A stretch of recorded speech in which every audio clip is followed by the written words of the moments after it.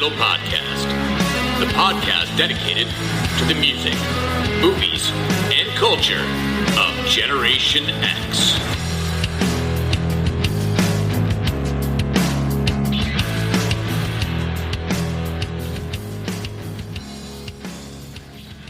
What is up, slackers, and welcome back to another episode of the Stuck in the Middle podcast.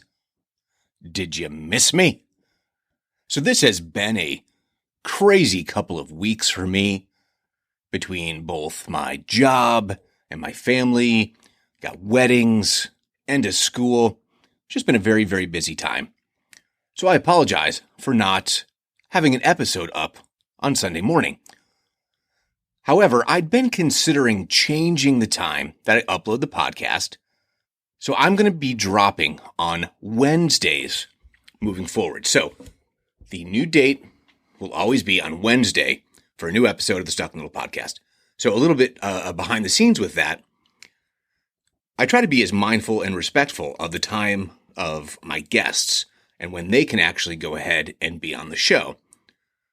What this often entails is a very short turnaround time for me in order to get the episodes sound mixed, edited, copywritten, ready to roll, uploaded, and posted.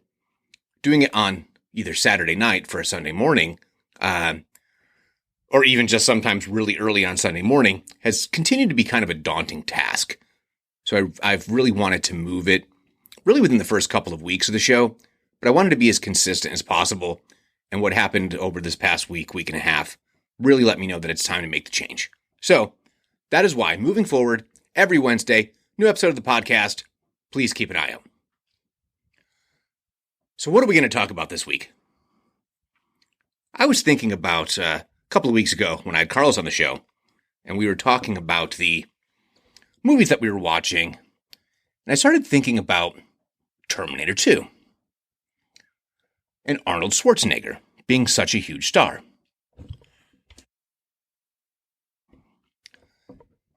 So I decided that we're going to talk about the action stars of the 80s. Now here's kind of the criteria for that. All of these guys had to have started either in the 70s or 80s, even if their careers continued on into the 90s and even 2000s. Because some of these guys had some of their bigger hits in the 90s. However, they're firmly entrenched as stars, like I said, in the 70s, 80s, or 90s. Couple other criteria. So it's my show. I get to decide. What is action? So that could mean anything from science fiction, cop thrillers, war movies. I didn't include westerns, although that's a genre that I particularly love. Although I can make an argument for a couple of westerns that could be in here. But also certain sports franchises, for lack of a better term, I'm also including. And you'll know what I mean when I get there.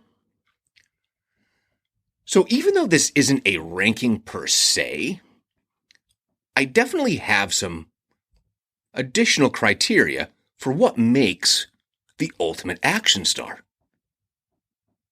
So I started thinking about, again, Terminator. That's a franchise. So, who had the most franchises? So again, if I play it a little bit fast and loose with what makes an action hero, I think I have a pretty good idea who, based upon this completely subjective nonsense criteria, is the greatest action star. Now, this isn't even box office. No, it's not box office.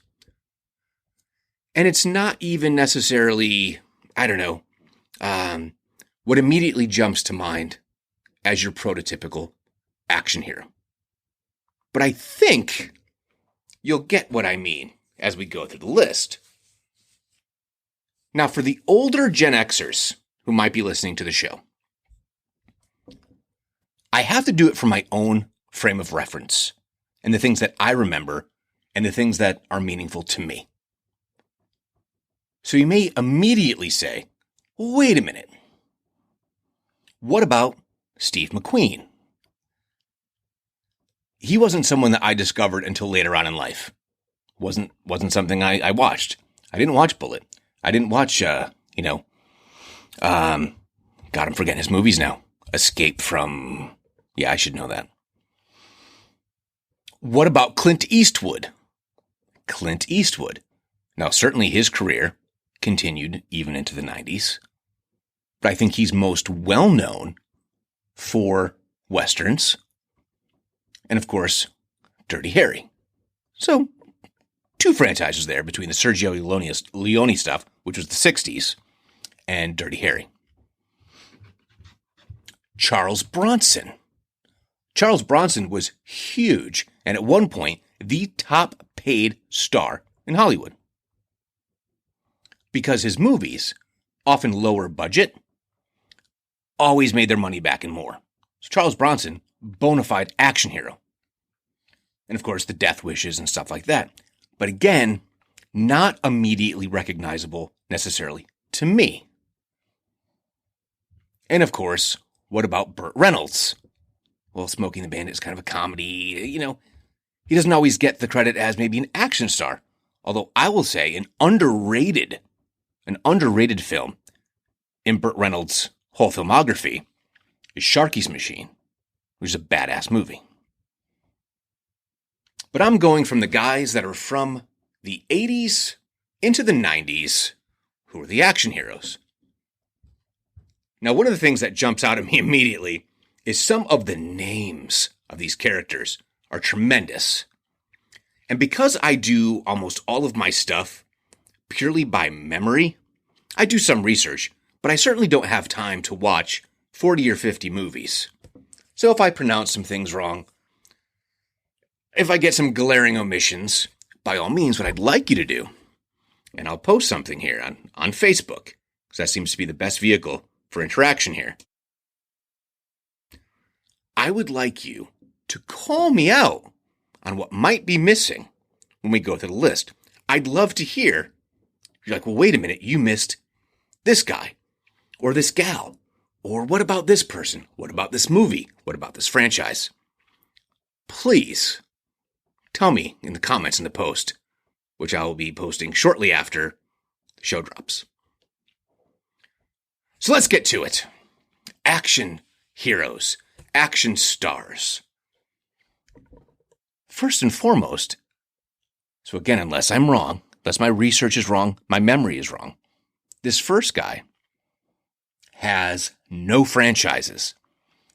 I think he maybe had one way later in his career. But I try not to do that. If the guys haven't established themselves firmly with a particular character, I can't count it. Steven Seagal. What is he, a Shotokan guy? He had, and I remember clearly, he was like the new thing, the new face of martial arts and action in the 80s. With Above the Law and Nico Toscani. Hard to Kill as Mason Storm, these names. And Under Siege, which is actually probably his best movie and a good movie, as Casey Ryback. But not a franchise, all standalone action movies. Find that fascinating. So he can't be the top guy. Jean-Claude Van Damme.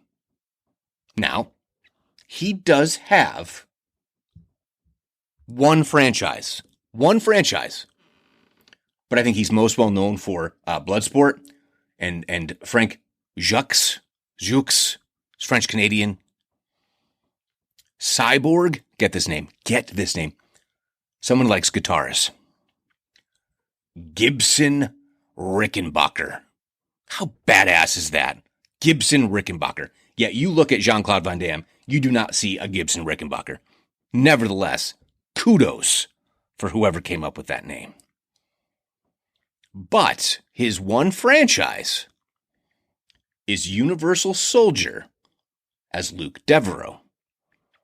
So now a little bit of a honorable mention. So the key bad guy in Universal Soldier is played by Dolph Lundgren, who certainly made a name for himself as a star, but oftentimes, at least initially, as the villain. So, of course, he is Drago in Rocky IV. I'm forgetting the name of his character in Universal Soldier. But then he did get a turn as, He-Man, of course. And then the Punisher. Kind of underrated. Not exactly like the comic, so all the purists were like, it's not great. But Dolph Lundgren certainly had a run as the action lead, although certainly not bankable box office. Even compared to someone like Jean-Claude Van Damme, who was a bona fide action star, grossing significantly. And of course, Jean-Claude Van Damme was in Street Fighter with Raul Julia, a ridiculous, over-the-top, scenery-chewing performance by Raul Julia as Bison. But only the one franchise. So the next one, I think, surprised me. But then when I went back and I looked, I'm like, holy cow. He only has the one franchise. Now, again, if I'm missing something, tell me. Bruce Willis. Bruce Willis, coming off of Moonlighting, his first big action movie. I remember seeing it in the movie theater. It was such a big deal. The poster was so cool for Die Hard and John McClane.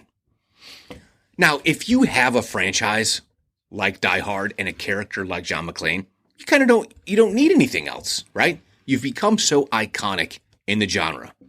Great one-liners, great action scenes. It's a Christmas movie, at least the first two are. But I guess I was surprised of a star of his stature. Yet if you look at the movies that he did subsequent to that, he did things like Death Becomes Her and little romantic things here and there and just these little oddities. But then, like, the whole middle part of his career were things like 12 Monkeys, James Cole, Pulp Fiction, he was Butch Coolidge. That was his real career renaissance right there. But then a movie like Fifth Element as Corbin Dallas. Fifth Element, I guess I'm kind of a Luc Besson fan, I think is what it comes down to. I think Fifth Element is amazing. I think that you could conceivably say that the action star was really Mila, who I think she could probably at least be in consideration on the list. Although I think her one franchise character, again, I'm going to forget the name, for Resident Evil, Alice. But yeah, Bruce Willis, just the one franchise. Well, you know what? I'm wrong. He has a second franchise. And that is part of the M. Night Shyamalan universe. Okay, what is that character's name from Unbreakable? And of course, at the end of Split, and then Glass. So I'm going to look this up here because I forgot about it. Is it purely action? Perhaps not, but I certainly think that it is worth the conversation to add it to the list. So his filmography. Yes, here it is. So Unbreakable, and that is the David Dunn. David Dunn. Superhuman strength, who sees the crimes of those he touches. So he does have a second franchise. So I guess we have to move him. Well, actually, we don't. Because it was just he was on the single list, because the next guy is one who has multiple franchises. So Bruce Willis, you have two. You are a bona fide action star. He was anyway. But now we get into kind of a cliched action hero who's really only basically known for kicking and shooting tons of guns. And that is, of course, the man that the internet says can do no wrong, can beat anything, beat anyone. Chuck Norris. Chuck Norris, of course, has the Delta Force series as Major Scott McCoy. I only saw those on, like, cable, third and fourth run at that point, and I think there were 3 Delta Force, maybe 4. He has the Missing in Action series. So other than the TV Walker, Texas Ranger, I would say that Colonel James Braddock is his most well-known character. But the one movie that I remember seeing, just as an aside, in the 80s at the movie theater, with my mom and my stepdad, I think, was when he was trying to be a little bit more serious and do kind of a noir piece. And that's The Hero and the Terror. An absolute bomb at the movie theater. Its first weekend, it made $1.6 million. I was one of the people there in that first weekend to see it. As Danny O'Brien, he is investigating a serial killer. It's meant to show a little bit of a softer side of Chuck. It didn't particularly work very well. Looking back at it, I'll have to see it again. I remember actually just kind of enjoying it. I don't know how the adults around me felt, but it was Chuck frickin' Norris. So a guy that we forget about, and I mentioned this on one of the other podcasts, we think of him as very family-friendly, Disney. We don't think of him as he was in this time period. And that's some guy named Eddie Murphy. So Eddie Murphy has 2 franchises. Of course, he is Reggie Hammond from 48 Hours and Another 48 Hours. And of course, Axel Foley from Beverly Hills Cop. Now, I don't know for certain if I've ever seen Beverly Hills Cop 3, but I certainly know that I saw 1 and 2. And part of what made that movie as enjoyable as it was Judge Reinhold, who was also kind of playing, the Judge Reinhold character, yet in this action flick. So even then, it was just a kind of a take and a twist on really his same character from Fast Times, honestly. But Eddie Murphy was a bona fide action hero. And even if you take other movies that he did around the time, I mean, The Golden Child was still kind of a pseudo-supernatural kind of action flick, but enough of, the comedy mixed in. But Eddie Murphy was huge at that time. So 2 franchises for Eddie Murphy. But I suppose we could, if we go completely out of genre, I think he has maybe another character. Does he have a Dr. Dolittle 1 and 2 or something like that with Disney? I think he might have one more in that whole realm, but trying to at least keep it within the somewhat action genre. So now, here's a guy who is even now doing some really odd, strange, but still action roles. And he's certainly fallen out of favor with mainstream Hollywood, and through fully fault of his own. I'm making no excuses for his bad behavior.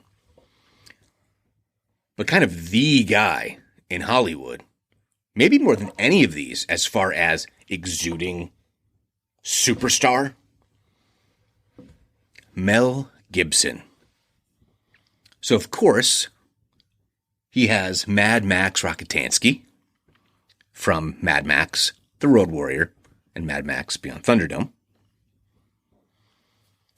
And Martin Riggs from Lethal Weapon. I think they got to 4. I think I've only seen 3. But then he also would have just fun action movies, but again, not that franchise vehicle. But like a movie like Payback as Porter, it's excellent. And the guy's freaking William Wallace. Yeah, I mean, he's Braveheart. So I find it so interesting, the number of these guys that have just churn out hits after hits after hits without having additional signature characters. It's just kind of interesting to me. But I would be completely bonkers if I didn't give a shout out to his partner in the Lethal Weapon movies. And that's Danny Glover. So, of course, he is Sergeant Roger Murtaugh. But Danny Glover also had the starring turn in the Predator sequel, Predator 2, and I think he was in that with Gary Busey. So he was a credible action star at that time. Of course, I think one of my favorite movies that Danny Glover is in, and that's just because of my own my own bias of a particular director, and that's his turn in The Royal Tenenbaums, because I'm a huge Wes Anderson fan. And just Danny Glover's great and kind of underrated in the grand scheme of things. So now it gets interesting. Because now we're talking huge box office, but surprisingly, only 2 recurring characters. And that is Arnold Schwarzenegger with Conan the Barbarian and the T-800 from the Terminator series. So he had a ton of standalone movies. So I wrote a couple down here. So the only 2 that I wrote down Commando. He was John Matrix, The Predator, Major Alan Dutch Schaefer. But I mean, everything from Total Recall to, Running Man, Last Action Hero, True Lies. Tons of movies that he's done within the action genre, but none more iconic than The Terminator. I think they've gotten like 6 movies that he's particularly been in. And I think there's 2 others within the whole universe that don't have him in it. There's that Christian Bale one. I don't think he's in that one.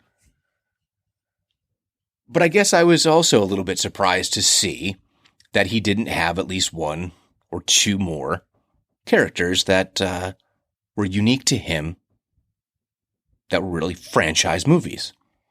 Even if it was in a different genre, I'm somewhat surprised that maybe he didn't have like, I don't know, a cop, some kind of cop movie or a comedy movie or just something, I don't know, fantasy or whatever, but just the two franchise characters. So now this is where it may be that I'm playing fast and loose with my own rules about what constitutes action. But I think it is impossible to not recognize that Sylvester Stallone has multiple franchises with him being the driving force behind them. Now, you notice I just said driving force, meaning that he is the star by which the vehicle is built upon, marketed upon. That's going to come into play when we talk about someone a little later on. But let's just take a look at the list. Rocky Balboa. I don't know. I find all the stuff happening in ring to be the epitome of action. Okay, debatable, right? But I think all sports movies are kind of action. Well, no, they're sports movies. Maybe, but I don't care. It's my show. John J. Rambo. The first one of, obviously, First Blood, not named Rambo. I think it's been renamed that since. And now, this is where I'm jumping ahead. So I said you needed to establish your franchises in the 80s so that if you did have one later on, it would still count. If you didn't have your first franchise until 2000 and something, I can't count it here. Not credibly. Barney Ross and the Expendables series, which is an absolute guilty pleasure of mine, but I think a guilty pleasure of many because it did box office. Because those are all of your action heroes, all of your action stars, all in one place. Such good stuff. The guy's actually brilliant. So I read an article that said one of the problems, and it might have been like Siskel and Ebert even doing a review back in the day, is that Sylvester Stallone is not dumb. So it's almost like he's not dumb enough to just be the Palooka. And he's pretty freaking smart. So he's trying to add depth of character. How do you add nuance to Rambo?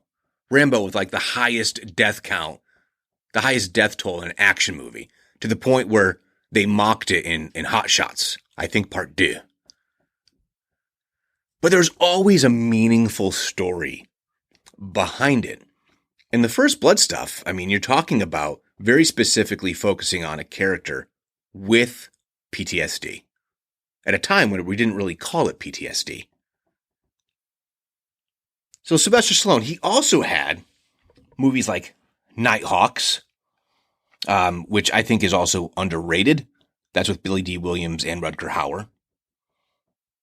One of my personal favorites from the time period, and I mentioned it on the podcast, Cobra as Marion Cobretti. Again, another standalone flick. I'm surprised that Cobra didn't get multiple. Did he die at the end? I don't remember that. And then he did stuff like Cliffhanger and Judge Dredd and Demolition Man with Wesley Snipes. Wesley Snipes, another one. Do we count Blade as a franchise? Because if so, I think you can slide him right here into the list. You know, he'd be a single franchise guy, but he did a lot of great stuff. Did a few of the movies with Woody Harrelson. One of them was an action movie, which was Money Train. He did Blade. He was also in Demolition Man. Passenger 57. So Wesley Snipes, I think I just added you to the list. But did he start in the 80s or 90s? Interesting. When was Demolition Man? So let's take a look here. The old Twitter machine. I want to say that was 90-something. Yeah, that was 1993. So I don't think that Wesley Snipes gets in under the radar. Yeah, because Wesley's first big role was New Jack City, White Men Can't Jump, Passenger 57. So all of those happened in the 90s. So, sorry, Wesley. I don't think you make the list. So now this is where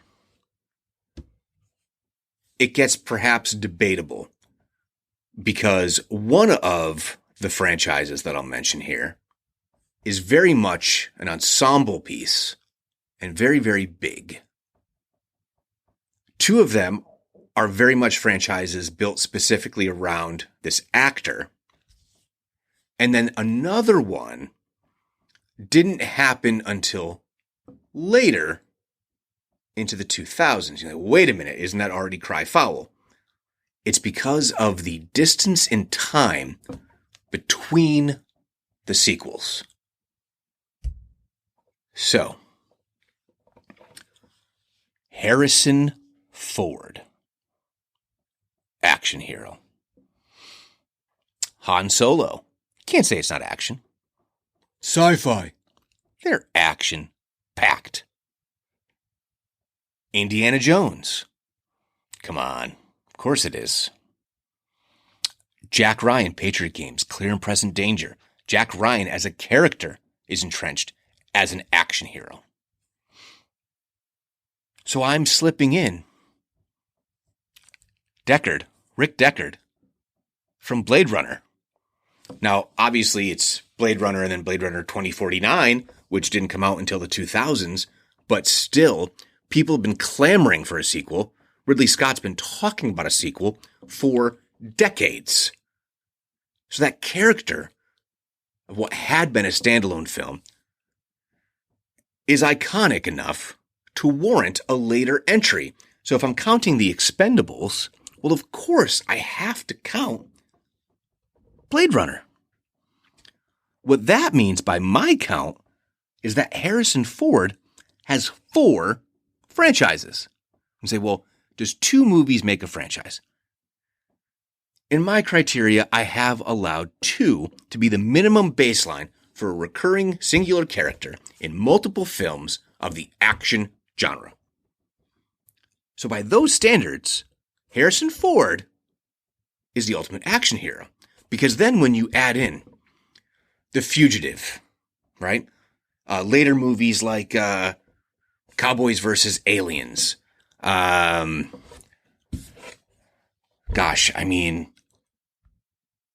He's Harrison frickin' Ford.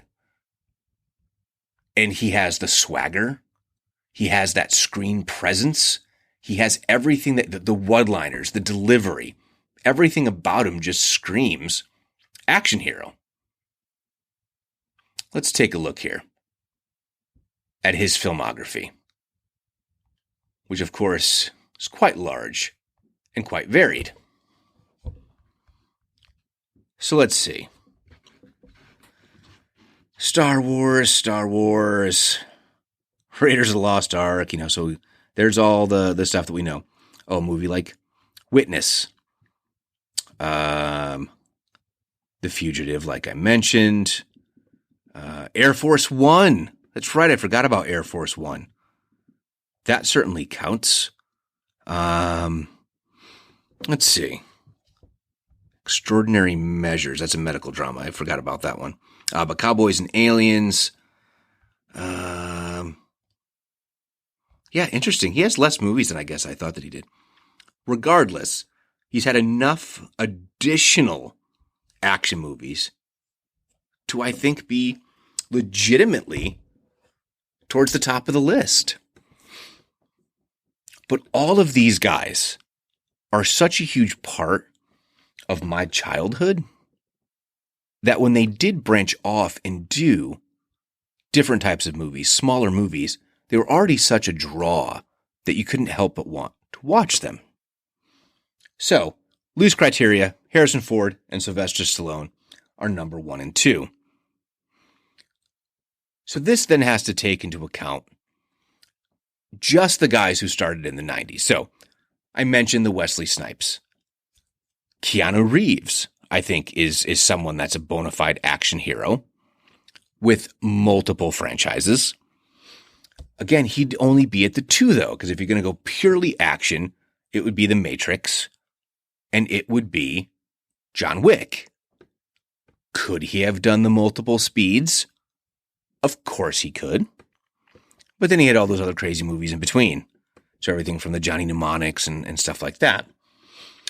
Patrick Swayze, also Point Break. But what do you consider Roadhouse? Is Roadhouse an action movie? Just a bar movie? He was also in Red Dawn. Val Kilmer. He had The Saint. He had Batman. Top Gun, is that an action movie? I claim it's a romance.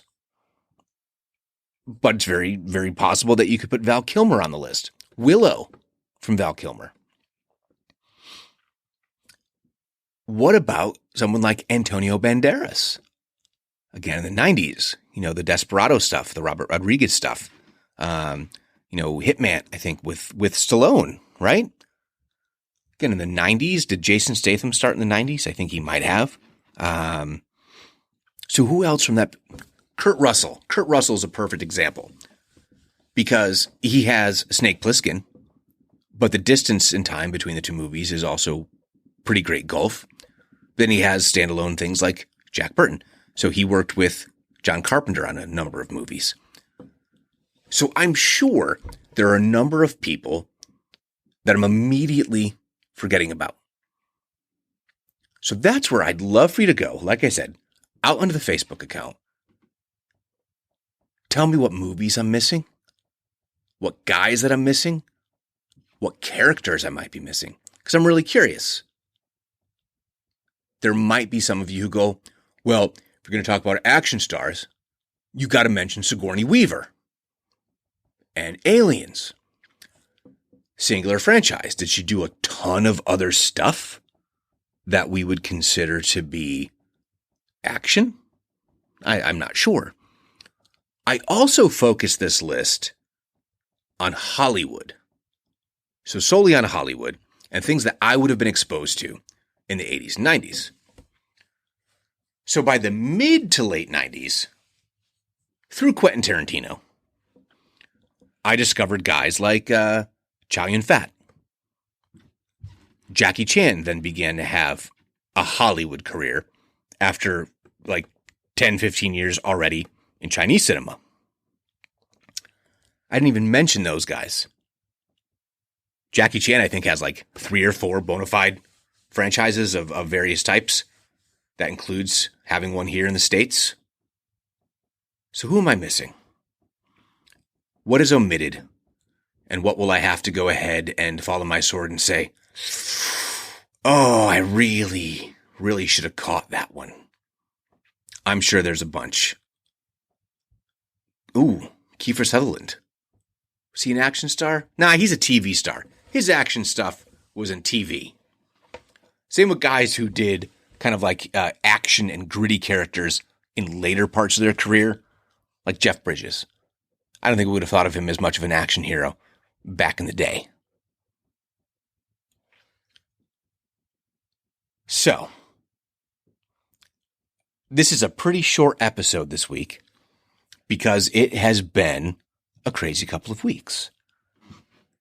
And I just really wanted to talk about some of these guys, some of these great movies, some of these great franchises, and really all the things that kicked off blockbusters, blockbuster movies as we've come to know it. So when we look into the future, if someone were to do a podcast 20 years from now, would you be able to count all the Marvel stuff as action? Who are the action heroes of today? I mean, are they the Chris Hemsworths and Evans and all that? I don't know if that's fair because there's so many ensemble pieces where they just go ahead and drop in the standalone movie. But does that then automatically go ahead and negate Harrison Ford? So I hope you've enjoyed this episode and this quick little run through the action stars of the 80s and the 90s. Like I said, hit me up on the Facebook. I'm going to put up a post.